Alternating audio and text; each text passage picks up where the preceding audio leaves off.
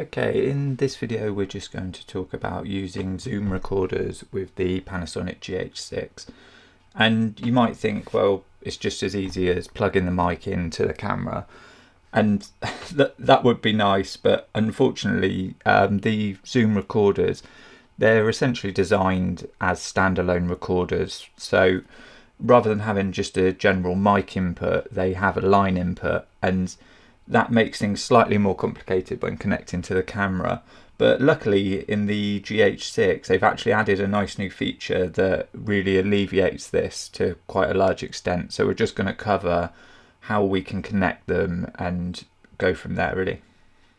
So if you're not familiar with Zoom recorders, I use them all the time. Anytime I go on a shoot, I will always have at least one of these recorders with me as basically even a backup unit, or I'll be using it to grab ambient sounds or Foley, or it's always going to be in my bag, like at least one of them. I'll have an external mic for the camera, but I generally will also always have one of these. So occasionally I will connect them to the camera and use it as the external mic. You know, if I'm in a pinch, if one of my other mics isn't working, or I just want that type of microphone to be connected to the camera. If I don't want to sync it in post, then occasionally I will connect it directly to the camera.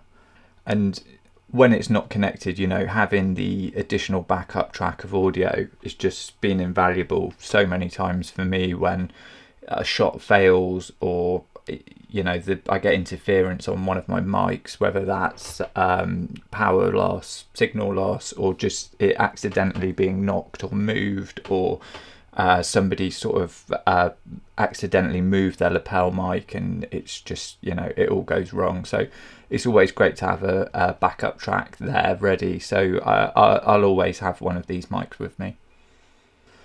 Using these mics on the top of the camera, I won't lie, it's not always practical. Essentially, if I am going to use it, it will usually be for something quite controlled. So say for interview work, for example, where the mic doesn't necessarily have to be connected to the hot shoe and the camera's not moving. What you will find with these mics, if you're recording and you start moving them around, they pick up lots of sound and movement, and they're not ideal to be mounted to cameras, for run and gun type work.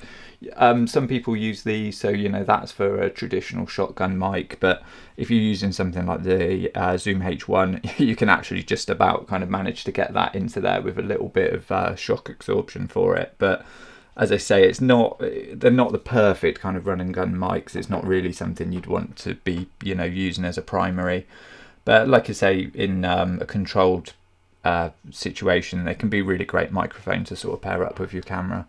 One of the biggest drawbacks you would find is when you've got, say, something like a shotgun mic attached to the top of the camera, you're getting that very concentrated sound from the front. Whereas with the Zoom mics, you've got the bidirectional mics, and they will pick up everything. They pick up a lot of camera noise, zooming and buttons being pressed, all kinds of things. They're so sensitive. They really do pick up just a lot of those tiny details of sound. So what you will find by default, if we just take a standard 3.5mm cable, so there is already some problems people have here where they use the wrong cable. So we've got TRS and TRRS cables, and I'm using a standard TRS cable here. I'll link to a video on the difference between the two and why it might cause you problems, but we're using a 2-band TRS cable here, just so you know what type of cable we're using. So if we run that in as the mic, sorry, let me just switch that off, and then we plug that side in, and then we'll plug the other side into our Zoom mic. And you've got two different sides generally on a Zoom mic. You've got one for your line out, and your line out can be used for headphones. You've got the option there, and you can actually line it out to anything else that supports the 3.5mm jack.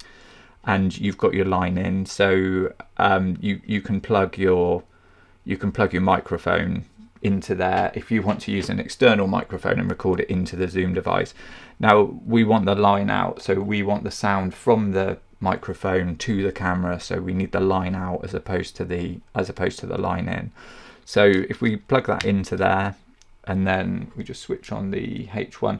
This will be the same with the H4n as well. It works slightly different in the way that it records, but yeah, it's a similar process. So we plug it in, and then what you'll find when you do this, because we're on a mic level here, you can see how hot those inputs are. We're clipping just with me talking at a very moderate level. It's really, really high clipping. So what we'd need to do is come into, we're in the movie mode. If we jump into there, and we will come into, oops, sorry, I've gone too far. What we need to look at, one really great thing about the Lumix cameras in general, we've got the sound recording level adjust. So if you go into menu, video camera, into the first mic out of the two, we've got sound recording level adjust, and you can jump into that.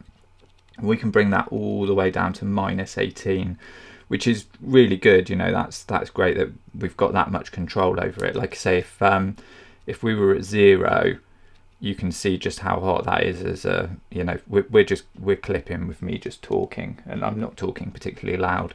So we can, if we want, bring that all the way down to 18. But then also on our mics, I think all the Zoom mics have this. I'm fairly certain they do. They have input levels, so you can change your input levels on there, and it's out of 100, and you can see I'm on 18. So I've done that just so that my camera, you know, I'm not plugging it in and it's just going to completely overload that, because I don't want to damage the camera. So let's say, for example, we had that at 100. And you know, you plug that into the camera, even on -18, it's going to be like off the charts kind of clipping. So in the past, what we would generally do is we would use something like an attenuator cable. So the attenuator cable, essentially, we've got one here. This is the it's called the MVRC 100. It's a MOVO cable. I'll link it in the description. You know, if you use an older camera like the GH6, this is still a really great cable to use. You essentially, you've got on there the options for, this is the camera side, and this is the line level side. So you plug that one into your mic like we've done before, and then this side you would plug into your line port essentially. And like I say, it just says on there, plug it into the line level. So we're going line out again, and then now if we switch on the zoom, just wait for a minute and that will go. Right, and then you can see our levels have been dramatically increased. So what the attenuator cable does is it essentially takes it takes the line level, and it really takes the mic input and it's dropping it down to more of a line level. So it's essentially just reducing the dB coming in from the mic. So what we can do now, we could either go all the way up to you can see here I'm still not clipping, and I'm at +9, even at +12 you can see we're still not even clipping there. So I can have a much more sensible readout here. But remember, our actual mic is still only at where were we?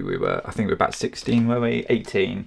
So now we can bring the mic up, and you can see just in the background, as if I could actually press the button, as I'm bringing the mic up, we can go all the way to probably to about 70, I would imagine, and then it will be clipping badly again. So around there, we're clipping there. So if we come down a bit, we're just clipping slightly. You can see anyway, we've got much more freedom over how we work with the input levels on here, because we don't want to be stuck with like having the input level at, you know, just around 10. We want a bit more flexibility than that. So anyway, that kind of brings us onto the next part of this. So if we take this out, And then if we jump in and jump into our settings again, what you'll be able to see, we're back in our audio menu again, and we'll just jump down into the second audio menu. You can see under mic socket, we've actually got the option in there now to have a line input. So if we flick that into the line, come back to the camera, and then what we'll do is we'll take our attenuator cable out, because we don't actually want that anymore, because that would drop it too far down. But essentially, giving it the line input signal, that's actually going to essentially do what our attenuator cable was doing. So if we switch this back on, and then you can see, probably actually be easier if I brought up the mic menu.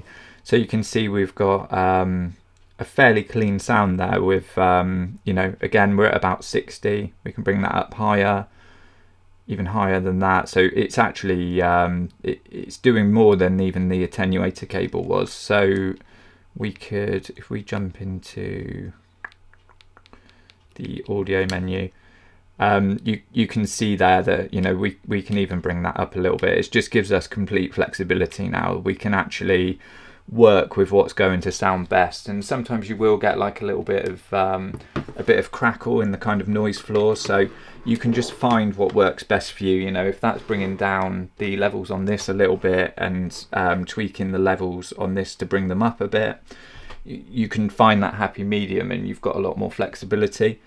And one thing I would say as well, use headphones to monitor this, and obviously do a test, play it back, make sure it's working, and that will be, you know, you'll know that you're going to get a good result out of it then. But yeah, the line feature's brilliant for like these Zoom mics now. Like I said, I don't have to have the attenuator cable anymore. You get a lot of flexibility. I'll link to, I did a video about setting the audio levels in a different video where I do things like switch off auto gain and stuff like that, because you probably will find you'll have problems with that. But yeah, hopefully this video's helped. If it has, give it a like. If you want to see more about the Panasonic GH6, then please check out the playlist on this channel, and please subscribe.